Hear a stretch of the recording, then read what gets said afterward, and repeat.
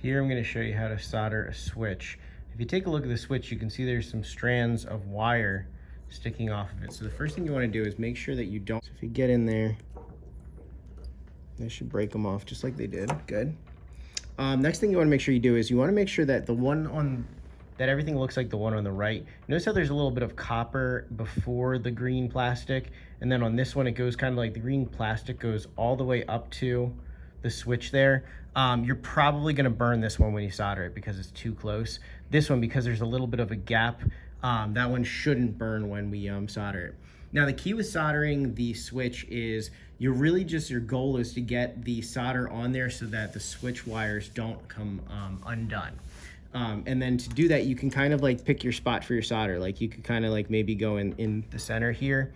And then you put the soldering iron on this side, heating it up. Because remember, you want to go across the metal there. So let's see if we can do that.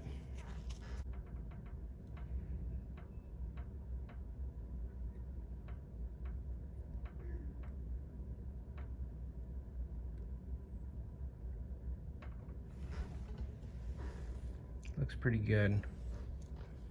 You'll know once you start moving the switch around afterwards if it's good or not. If the solder just breaks off, wasn't a good job. If the solder stays in there and it doesn't let you move too much, then you're good. But yeah, you just want to kind of like dab it in there.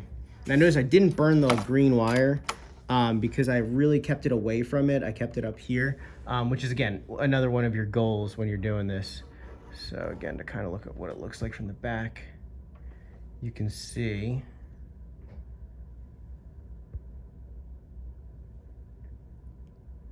some shiny solder over there, and the solder goes kind of through that copper, and that should be pretty good. We can't heat shrink this just because it's too close. What you can do in your project though is you can put electrical tape around this so we don't see any of that stuff in there.